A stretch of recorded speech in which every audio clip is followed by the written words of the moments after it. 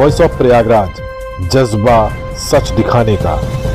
उत्तर प्रदेश के deputy CM Keshav Prasad Maurya 22 जनवरी भगवान राम की प्राण प्रतिष्ठा के बाद पहली बार प्रयागराज पहुंचे और उन्होंने सर्किट हाउस में कार्यकर्ताओं व अधिकारियों के साथ समीक्षा बैठक की। केशव प्रसाद मौर्य के प्रयागराज पहुंचने पर कार्यकर्ताओं ने जय श्री राम के जोरदार नारे लगाए और उन्होंने उन्हें बधाइयां भी दी। पत्रकारों से बातचीत करते हुए केशव प्रसाद मौर्य ने कहा कि देखिए, एक गीत में शायद मोहम्मद रफ़ी जी का है, दिल के टुकड़े हजार हुए, कोई यहाँ गिरा कोई वहाँ गिरा वाली स्थिति में ये इंडी गठबंधन जो भ्रष्टाचार, परिवारवाद और स्वार्थी गठबंधन और जो भी बयान आ रहे हैं उन बयानों के बाद भी मैं यही कहना चाहूँगा, इस देश में लोगों ने मन बना लिया है कि तीसरी बार प्रचंड बहुमत की मोदी सरकार बनाना है।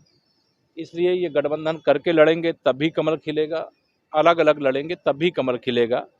बाकी स्वार्थियों का गठबंधन है, न टिकाऊ है और न उनके पास कोई विजन है। विश्व के सबसे लोकप्रिय नेता माननीय नरेंद्र मोदी जी हैं और उनके नेतृत्व में देश आगे बढ़ रहा है, दुनिया में भारत की पहचान बढ़ रही है। आखिर अखिलेश यादव दो जगह से चुनाव लड़ने की क्यों बात कर रहे हैं, कन्नौज और आजमगढ़? वो दो जगह से नहीं 80 सीटों में लड़ लें, लेकिन उसके बाद भी कहीं जीतेंगे नहीं।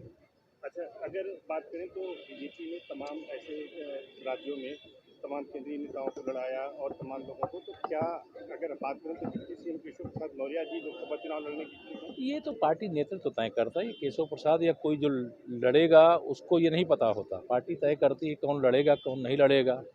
और जब कोई लड़ना होगा तो जब चुनाव समिति घोषित करेगी तो वो जानकारी मिलेगी, लेकिन मेरी जानकारी में अभी तक तो ऐसा कुछ नहीं है। अच्छा, एक में क्या देखिए, ये 5 शताब्दी की लड़ाई का परिणाम है। राम भक्तों के लिए बहुत ऐतिहासिक दिवस 22 जनवरी रही है और मैं इस बात के लिए अपने को सौभाग्यशाली मानता हूँ कि मुझे 30 अक्टूबर 90 को भी अयोध्या में रहने का मौका मिला, 6 दिसंबर 92 को भी अयोध्या में रहने को मौका मिला और फिर 22 जनवरी 2024 को जब रामलला अपने जन्म स्थान पर विराजमान हुए तब मुझे मौका मिला। तो राम लहर है, मोदी लहर है।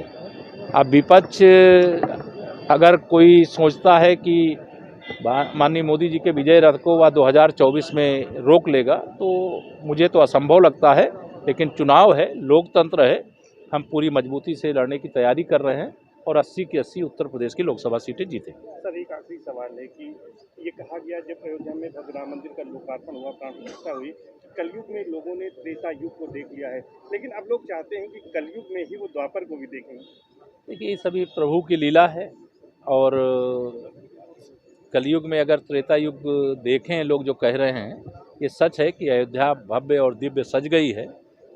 मैं जहाँ आप देखिए 22 जनवरी को रामलला अपने जन्म स्थान पर विराजमान होते हैं, 23 जनवरी को एक बहुत बड़े जो जननायक गरीबों के नेता कहलाते थे, जिन्होंने बहुत पहले अपने जीवन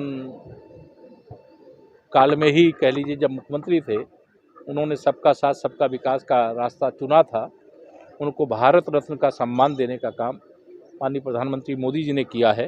को गणतंत्र दिवस की पूर्व संध्या पर बहुत बहुत शुभकामनाएं। हमारा देश बहुत आगे बढ़ेगा माननीय प्रधानमंत्री मोदी जी के नेतृत्व में और इस बार तो मैं जानता हूं कि मिल के लड़े चाहे अलग अलग लड़े, विपक्षियों को जमानत बचाना मुश्किल होगा। सवाल है कि समाजवादी पार्टी ने कहा है कर्पूरी ठाकुर जी को भारत रत्न दिया गया, ठीक है, लेकिन मुलायम सिंह यादव जी को मिलना चाहिए, डॉक्टर राम मनोहर लोहिया को मिलना चाहिए, ऐसे तमाम, जयप्रकाश नारायण को, ऐसे तमाम नाम उन्होंने लिया है, उनके लिए भी भारत रत्न की मांग की है। देखिए, समाजवादी पार्टी इस समय समाजवादी पार्टी नहीं रह गई, वो परिवारवादी पार्टी है और वह परिवारवादी पार्टी के सुझाव की ज़रूरत भारतीय जनता पार्टी को नहीं है, ना प्रधानमंत्री मोदी जी को है।